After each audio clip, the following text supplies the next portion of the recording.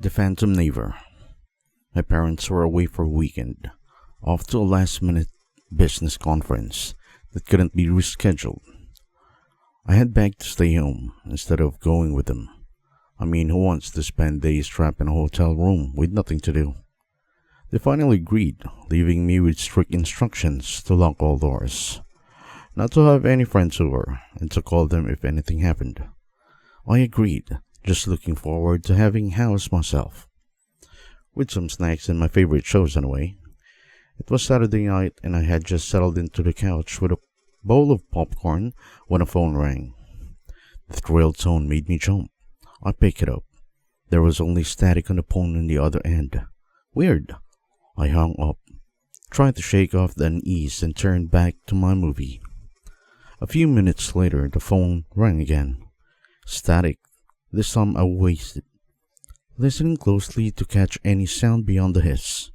Was someone breathing? And then I heard it, faint, almost lost in noise. A name, Grayson. My heart skipped a bit. Grayson? I hadn't heard that name in years.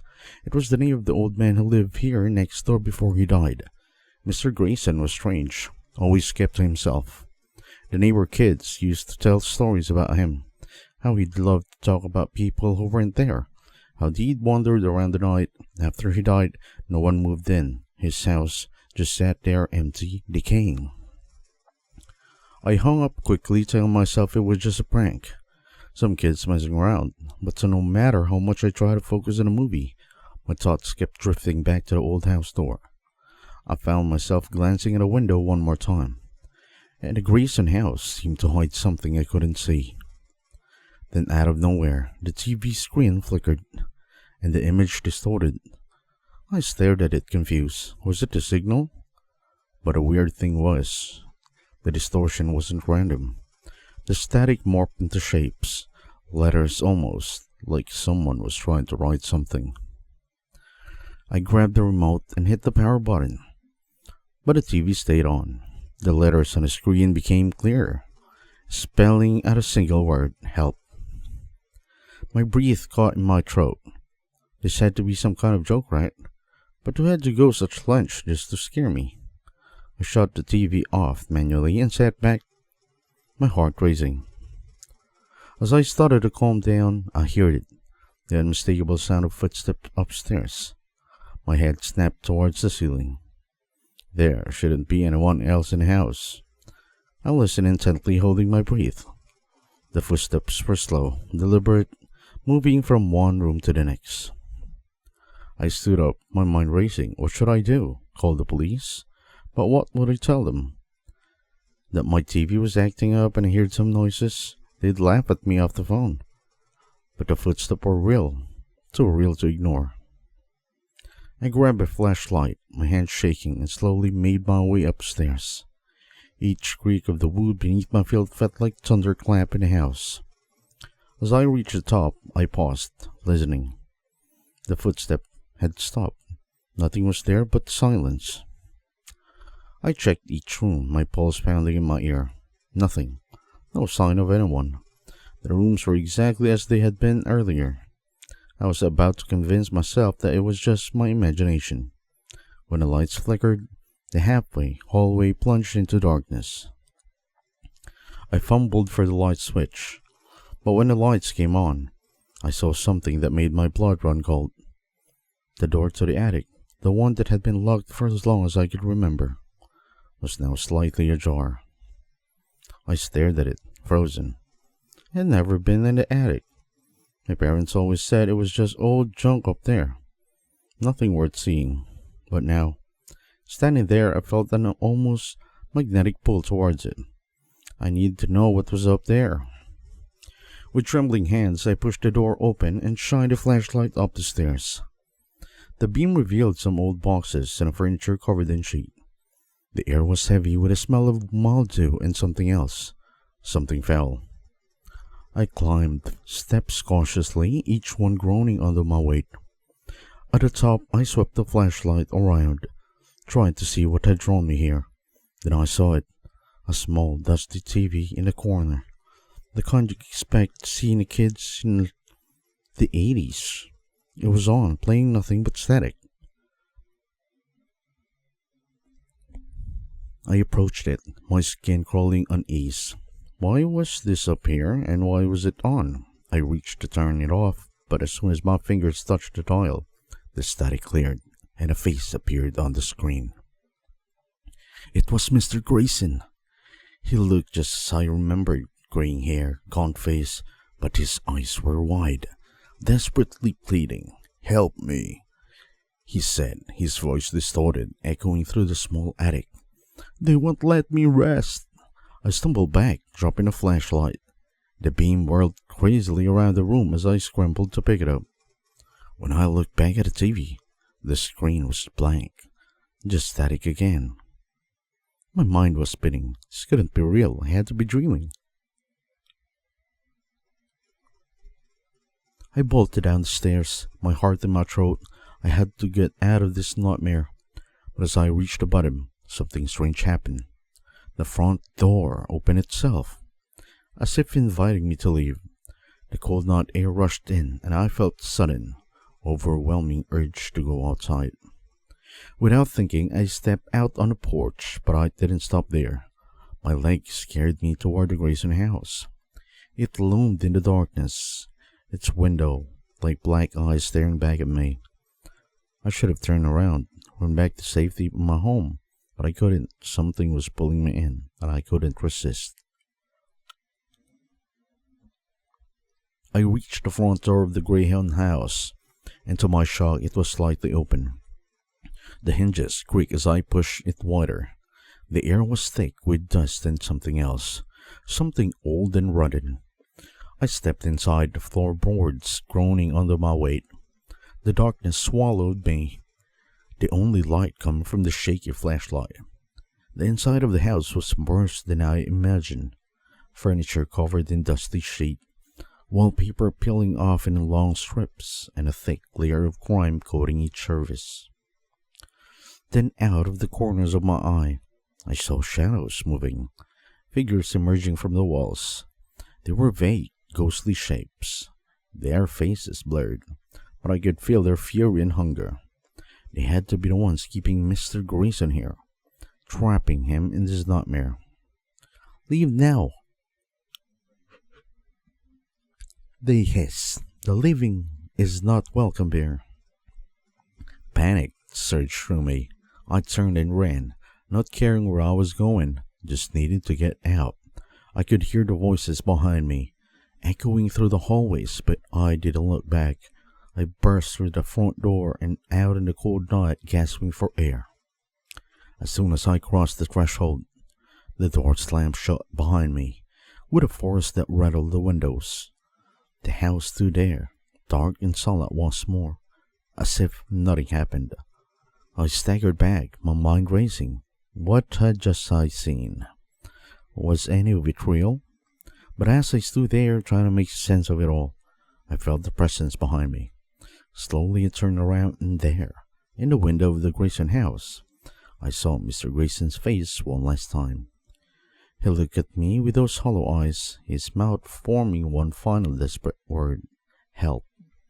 Then he was gone. I didn't stick around to see if he would come back. It was obvious that I could do nothing for him. I ran all the way home, not stopping until I was safely inside, the door behind me. But even then, I couldn't shake the feeling that this wasn't over, that somehow, someday, they would find me again, because I knew that the dead don't rest, not in the house, not anymore. The Hidden Attic. It was a holiday break, and I had just finished my final exams. The thought of returning home, even for a few days, was welcome relief. My parents were thrilled to have me back, but a sudden snowstorm delayed their return from a last-minute work trip. I didn't mind the solitude. In fact, I relished it. The house, a cozy old structure, nestled in the countryside, and always been my sanctuary. I settled in for the night, the warmth of a fireplace filling the living room as I sat down and read. Outside the wind howled, making the house creak, but I paid no mind to it.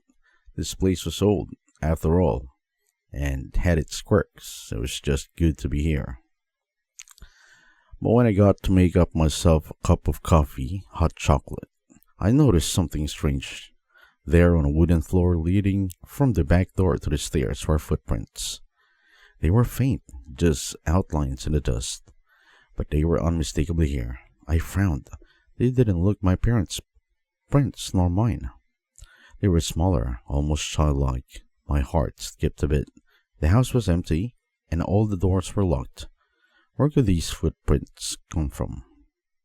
As I followed them, the unease in my chest grew. The prints led to the staircase, up to the second floor, and then down the hallway towards the attic. No one had gone up there in years. It was cold, dark, and full of old junk, not worth exploring. But the footprints led straight to the attic door, which was slightly ajar. I hesitated. This was ridiculous. I was just booking myself out. This had to be some kind of prank. Taking a deep breath, I grabbed a flashlight from the kitchen and slowly climbed the creaky stairs. The attic was just as I remembered it, dimly lit by a small dusty window, filled with old furniture and forgotten memories. But something was different. The footprints continued here, through the dust-coated floor, leading to the far corner of the room. I followed them, my breath catching in my throat. The footprints stopped at the wall, where an old tattered rug lay sprawled out. I knelt down, brushing it aside, and that's when I saw it. A small door, barely visible in the dim light, set into the floorboards. My heart pounded in my chest as I stared at the door. I'd lived in this house my whole life, but I had never seen it before. Who had used it? What was behind it? I couldn't stop myself. I reached out, my hand trembling, and grasped the handle. It was cold to touch, sending a shiver down my spine. I pulled it open. A musty smell wafted out. Beneath the door was a narrow, dark staircase. I hesitated just for a moment before descending. These steps groaned under my weight as I made my way down, the air growing colder and damper with each step. At the bottom, I found myself in a small, cramped room. The walls were lined with old, rotting wood, covering in dust and cobwebs, but there was nothing else. In the center of the room was a large old trunk. It looked like it hadn't been touched in decades. My curiosity piqued. I approached it and slowly lifted the lid. Inside were old newspaper, yellowed with age, and a few brittle, faded photographs. I carefully picked up one of the newspaper and unfolded it. The headline made my blood run cold. Family found slain in isolated home. Killer never caught. The article, a gruesome crime that had taken place in the very house I was standing in. Decades ago, a family had been murdered, their bodies discovered in the attic. The authorities never found the killer. There were no signs of forced entry, no clear motive, and the case went cold. The house had been sealed off for years before my parents bought it, totally unaware of the horrific past. As I sifted through the other papers, a sense of dread settled over me. The photographs were of the family, smiling and happy, completely unaware of the tragedy that would befall them. It was then that I realized what I had uncovered. This wasn't just an old attic. It was a tomb. The sealed rooms, the hidden door, were all part of the heart. House, dark history that was long forgotten. My hands trembled as I closed the journal. The air in the room seemed to grow colder, and suddenly, I felt a presence behind me. I spun around, but the room was empty. Empty except the footprints that now led away from the trunk and towards the dark corner of the room. Panic set in. I had to get out of here. I stumbled back to the staircase and bolted out to the attic, my breath coming in short gasps. As I reached the hallway, the house plunged into darkness. The house had gone out, leaving me in pitch blackness. Adrenaline surged through my veins. I fumbled downstairs, crushing into the furniture as I went through the rooms. Finally, I reached the front door. My only thought was to flee at any cost, away from whatever was in the house. Yanking the door open, I was hit by a blast of icy wind and swirling snow. The storm was still raging, the snow falling so thickly that I could barely see a few feet in front of me. But I didn't care. I had to escape. I ran out into the storm and made it as far as the edge of the woods before I collapsed, the cold seeping into my bones. I huddled there, shivering, too terrified to go back inside. Even as the wind howled around me, the snow piled up. Luckily, right at the moment, I saw headlights approaching. My parents' car pulled into the driveway. Skidding slightly on the icy road, I stumbled to my feet, waving my arms frantically. They rushed out of the car, their faces pale with worry. "What are you doing out here?" my mother cried, pulling me into her arms. "You'll freeze to death." I tried to speak to tell them everything that had happened, but my teeth were chattering too hard. My father wrapped his coat around me. They led me back towards the house. I resisted, panic flaring up again, but they didn't understand. They thought I was just scared because of the storm. As we stepped inside, I braced myself for the cold, dark house, for the eerie presence I had felt earlier. But as soon as we crossed the threshold, everything was normal. The lights flickered back on, and the warmth of the house enveloped us. I stared in disbelief. My parents looked around, confused, but they didn't see anything unusual. I ran up to the attic, dragging them with me, desperate to show what I had found. But when we reached the attic, the secret door in the floor was gone. The rug undisturbed, the dust on the floor thick and unbroken. "It was here," I insisted, my voice shaking.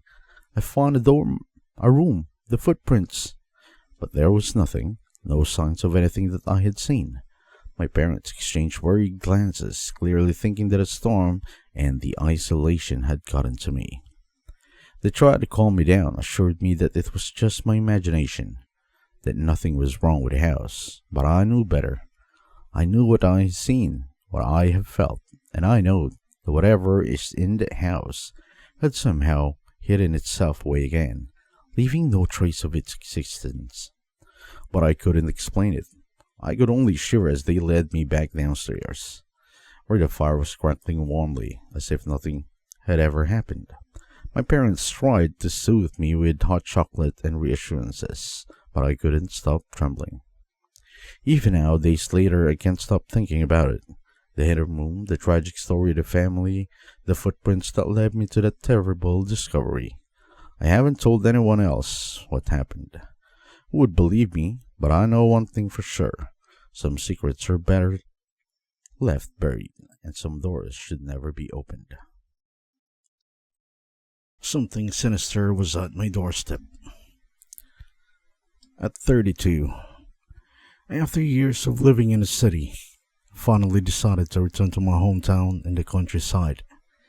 After saving enough money, I bought a charming single-story house on the edge of a quiet neighborhood, surrounded by open fields and bordered by a dense forest. The peace and fresh air were exactly what I needed after the stress of city life. After arriving, I spent my first day unpacking boxes and arranging furniture. The house was new and cozy, with large windows that let in plenty of natural light. It was fully equipped with everything I needed, and I was mostly happy with it, except for one thing, the isolation. My only neighbor lived across the street, and beyond that, there were no other houses for miles. At times, it felt like I was in the middle of nowhere. By late afternoon, I had unpacked most of my things and decided to head into town for groceries. The local market was small but well stocked. The cashier asked if I was new in town, and I mentioned I had just moved in. She smiled, but when I told her where I lived, her expression turned odd, as if something about the location unsettled her. "That's right, by the old forest, isn't it?" she asked. I nodded, a bit puzzled by her reaction. "Just be careful out there, it gets pretty quiet at night," she added with a polite but uneasy smile. I brushed off the comment, attributing it to small town superstition or just typical concern for someone living alone. I loaded up on groceries and a few bottles of wine, then I drove back to my house. That evening, after a small dinner, I decided to relax in my living room with a glass of wine. I lit a few candles, put on some music, and snuggled up on the couch with a book. Being home alone felt a little lonely, but it had its own advantages, so I could do whatever I pleased without any interruption. It was around 10 p.m. at this point, and I was tired of reading my book and go to my bed. I suddenly heard something outside. Something was walking in the grass near my home. This sounded eerily close, likely only standing behind my living room to the front yard, but I got a little bit nervous, so I went to grab a baseball bat nearby before I got up and looked into the window. It wasn't until that I realized how dark it had gotten outside. I looked around, seeing nothing but large trees everywhere and pitch black darkness around them. I turned on the outdoor lights and looked out to my porch again, but saw no one. I strained to listen, hoping to catch any sound. The forest was eerily calm and quiet, and with the music off, I know I would have heard footsteps if someone was still moving around. However, after a few tense moments of waiting, the silence remained unbroken. I felt slightly relieved as the sound was gone, but still decided to leave the porch light on, just in case. Then I pulled the curtain down and finally decided to call it a night. That night, I lit up the fireplace and slept right in the living room instead of going to bed. The sleep came to me easily after the whole day of moving and unpacking. However, after what felt like 10 minutes of sleeping, I heard those footsteps again. This time, it came quickly after them. It was a singular door knock. I was immediately awake and alert, grabbing my bat. I went to the front door and took a peek outside. That's when I realized the light outside was out. Even though it had been just a little while earlier, it was utterly dark outside, so I couldn't see anything. Then I was peering hard through the peephole. Another knock echoed. I flinched and took a few steps away from the door. "Hello?" Someone called out from the other side, their voice raspy but high-pitched. I guess it belonged to an old woman, but I wasn't entirely sure. The whole situation felt off to me, so I decided to give out no response. This person wandered on my property earlier, but only now that they come to my doorsteps. Hence, the way they knocked on my door was deeply unsettling. One deliberately knocked only. Nobody knocks like that. Whoever person this was, I was sure they had no good intention. "Hello?" There's the same voice again. "Hello? Do you want some apple pie?" My heart pounded as the weird question echoed through the door. Whoever was out there, I was now certain, had to be unhinged. There was no way I would respond or even think about opening the door for them. Taking a deep breath, I quietly retreated to the couch, hoping they would leave like before. But as I just settled down, I heard another noise, a dull thump, like something heavy landing on a roof. My blood ran cold, and I grabbed my phone to call 911. While I waited for someone to pick up, I heard more footsteps coming from the roof. They were slow, deliberate, and kept facing back and forth. Finally, someone on the other end answered, and I explained the situation and gave them my address. The dispatcher reassured me that officers were on the way, but it would take time for them to get to my remote location. I stayed on the line, barely able to breathe, as the footsteps continued. After felt like an eternity, there was a heavy thud as something or someone jumped down from the roof. I heard the sound of boots crunching on gravel, then a slow, measured footsteps as they walked around the side of the house. My heart was pounding so hard, I thought it might burst. I moved quietly to the front window, peeking on just in time to see a shadowy figure slipping away into the darkness of the forest beyond my yard. A few minutes later, the police arrived. They searched the property but found no signs of no one. The officers took my statement and assured me they would keep a patrol car nearby for the night. Despite their effort to reassure me, I couldn't shake the feeling that someone had been watching me, waiting for me to be alone. The rest of the weekend passed uneventfully, though I slept fitfully, jumping at every creak and groan in the cold house. On Sunday evening, I packed a bag and decided to spend the night at a nearby bed and breakfast. My nerves were too frayed to stay at the house alone. I would figure out what to do next in the morning, but one thing was certain. The peaceful solitude I had been looking for had turned into a terrifying ordeal. Whatever had been on my roof last night was still out there, lurking in the shadows of a quiet countryside, and I was grateful I had left before they decided to come back. The creep at my door. It was Friday night, and I had just finished my shift at the downtown bakery. I'd moved to this quiet little town only a few months ago and rented a small house at the end of a gravel road, about 10 minutes from the town square. The town wasn't much, just a few shops and a diner, and a long row of houses that sat on the edge of the open cornfields. After locking up the store, I started the walk home. The streets were empty, with not a soul in sight. If it weren't for the flickering glow of the old street's lights overhead, the short walk might have been much scarier.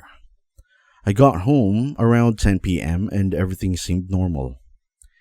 At the time, I was still new to the town, with no friends, so I live alone in a 2-bedroom house. I walked up to the front door and went inside. After getting my plans was to change and make something to eat. I had only made it halfway to bedroom when I heard doorknob turning on my front door. I stopped where I was and suddenly had a bad feeling. Obviously, I wasn't expecting anybody to come over. At first, I thought maybe I'd imagine it. There was no way someone could be at my door this late, but the sound was unmistakable. The rattle of the knob, like someone was trying to open the door. I turned around, and whoever was there started knocking at my front door. I felt kind of suspicious, but still walked inside, over to see and who was outside. When the front door was within my view, I carefully looked out the window. I didn't recognize him. He wasn't anyone from the town, at least not anyone I had ever seen. I was home alone, and as a young woman, I didn't want to answer, but he kept knocking. Then I heard him yell something. The strange man scared me, but I tried to reassure myself that he might be just at the wrong house. I thought about answering his knocks, but the way he aggressively banged the door made me hesitate and ultimately decided not to. I stayed there, just a few feet away, hoping that he would leave. He demanded to let me inside. Then suddenly he called my name. My stomach dropped. How did he know my name? I had never seen him before, not at work, not in any of the places I've been around in town. I tried to think if I'd forgetting meeting him somewhere, but nothing came in mind. There was no way he'd have shown who I was or where I lived. "I know you're in there. Open the door," the man shouted, and I decided I had enough of this bullshit. I yelled from the other side as loud as I could. I was calling the police if he didn't leave right now. However, that didn't seem to have much of an effect. He stayed there and kept banging on my front door. I noticed his car was parked in my driveway, headlights still on, with the driver's side door hanging open, as if he'd rushed to my doorstep. I was certain now, whoever this man was, he wasn't in his right mind. I got out my phone to call the police and dialed as quickly as I could. My heart was racing as I told the 911 operator the situation. My biggest fear was the man would try to break in somehow and get into my house. I was all alone. I could not fight him. Toward the end of my conversation on the phone, the man stopped, and I noticed him running back to his car. Then he got and drove away. I watched closely and made sure that his car left my street. I felt a bit better and told the 911 operator to this new information. They sent an officer out anyway so I could tell them what happened. After that, the guy was still gone. After looking around a little bit and talking to me, the officer left as well. It was a little scary being home by myself that night. I had a difficult time trying to go to sleep, but eventually I was able to. I woke up the next morning at about 7 a.m. At first, I had forgotten about the craziness of the night before. I made my way to the kitchen and passed by the window. I happened to notice a car parked right out front my driveway. It was the same car as the night before.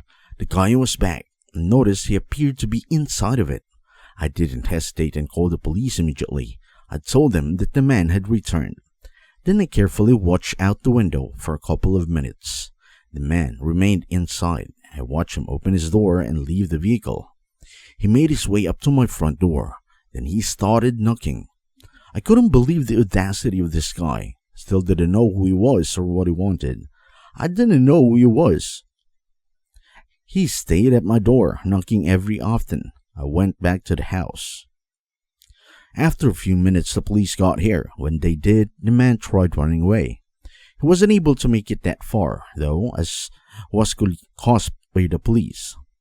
When he was questioned, he didn't even reveal how he knew my name, or what his reasoning was. All he would say that he just wanted to talk to me. He claimed that we were old friends, which was not true at all.